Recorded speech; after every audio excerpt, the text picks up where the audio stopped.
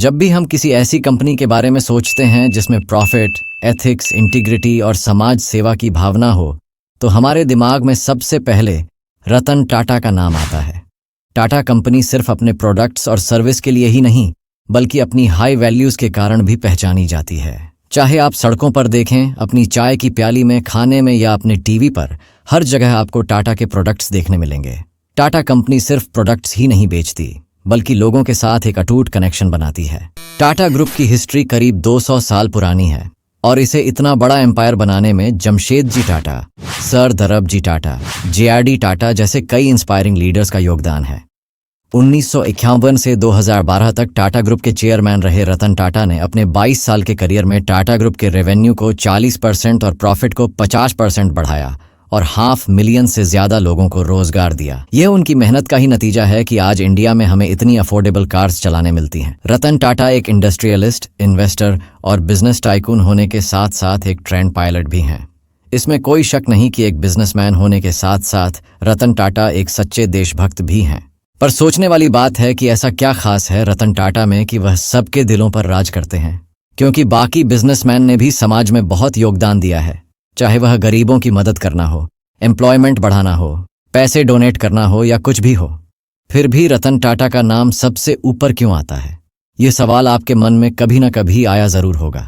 इस वीडियो में आपको इस सवाल का जवाब मिलेगा और आप सीखेंगे कि कैसे अगर आप दूसरों को वैल्यू देंगे तो वो लोग हमेशा आपके लिए खड़े रहेंगे।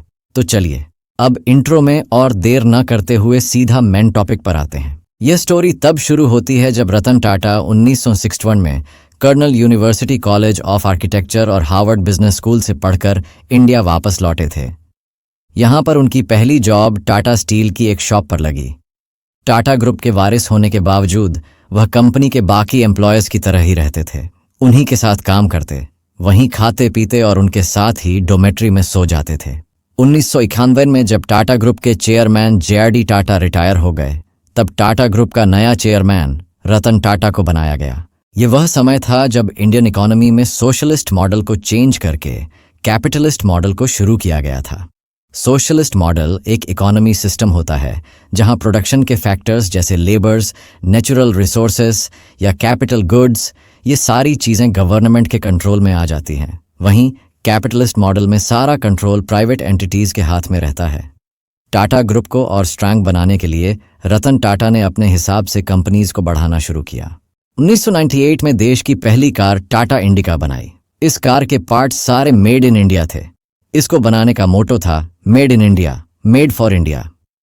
इसके बाद उन्होंने टाटा मोटर्स को न्यूयॉर्क स्टॉक एक्सचेंज में लिस्ट कर दिया और इंटरनेशनल कंपनीज को एक्वायर करना शुरू कर दिया। 2000 की शुरुआत में उन्होंने यूके की सबसे बड़ी टी मैन्युफैक्चरिंग और डिस्ट्रीब्यूटर कंपनी टेटले को $450 मिलियन में एक्वायर कर लिया। इतनी बड़ी फॉरेन कंपनी को एक इंडियन द्वारा एक्वायर किया जाना गर्व की बात थी। इसके बाद उन्होंने यूरोप की स्टील कंपनी कोरस को 6.2 बिलियन पाउंड्स में खरीद लिया।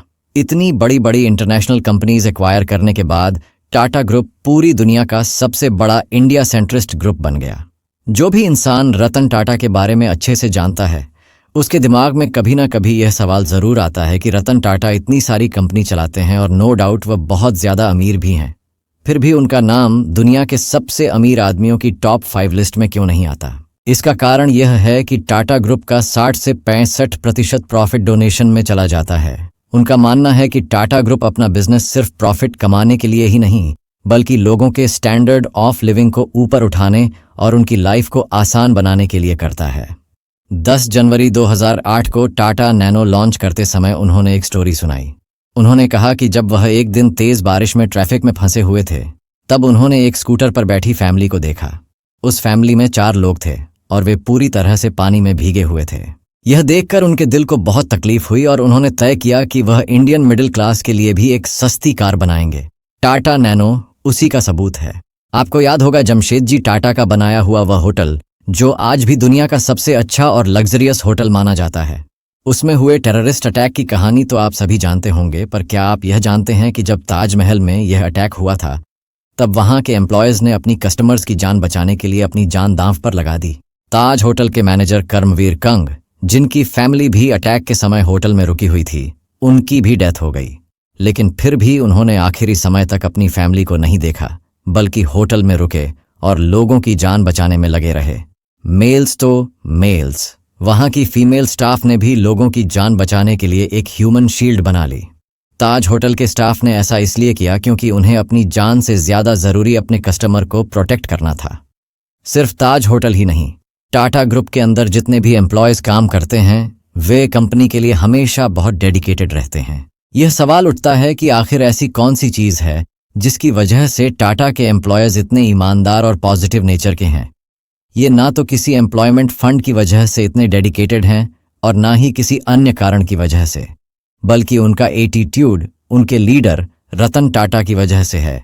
वैसे तो यह बात सभी जानते हैं कि रतन टाटा एक बहुत साफ दिल के इंसान हैं, पर इसके अलावा भी कुछ ऐसी चीजें हैं जो उन्हें और मजबूत बनाती हैं। रतन टाटा के बारे में कुछ बातें उन्हें सबसे अलग बनाती हैं। पहला, वह अपने वचन के पक्के हैं।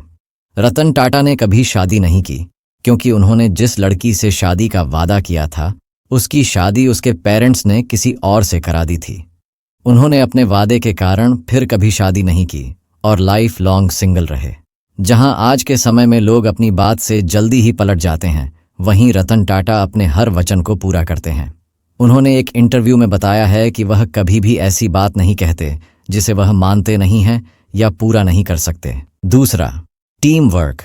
बिजनेस वर्ल्ड में एक कहावत है कि अगर आपको पैसे इन्वेस्ट करने हैं तो टाटा कंपनी में करें, क्योंकि यहां आपकी पहली प्रायोरिटी होती है और आपकी हर तरह की केयर की जाती है। टाटा ने कंपनी में 8 घंटे काम करने का कॉन्सेप्ट इंट्रोड्यूस किया, जिसे बाकी कंपनीज ने भी फॉलो किया। इसके अलावा उन्होंने सबसे पहले अपने एम्प्लॉयर्स को मेडिकल इंश्योरेंस और बाकी हेल्थ बेनिफिट्स दिए ताकि वे पूरे भरोसे और इंटरेस्ट के साथ काम कर सकें। रतन टाटा का मानना है कि एक अकेला आदमी कभी भी एक्स्ट्रा ऑर्डिनरी चीजें अचीव नहीं कर सकता। बड़ी चीज हासिल करने के लिए आपके पास एक बड़ी टीम होना जरूरी है, और यही कारण है कि रतन टाटा हमेशा टीम वर्क पर फोकस करते हैं। रतन टाटा टाटा ग्रुप के चेयरमैन नहीं हैं, लेकिन उनके एथिक्स, मोरल और वैल्यूज को आज भी टाटा ग्रुप में बखूबी फॉलो किया जाता है। तो दोस्तों, ये थी रतन टाटा सर के बारे में कुछ बहुत ही अमेजिंग बातें। हमारे real life inspiration Ratan Tata sir के लिए एक लाइक जरूर करना, और उनकी इस लाइफ जर्नी के बारे में आपके क्या थॉट्स हैं ये आप लोग मुझे कमेंट सेक्शन में बता सकते हो।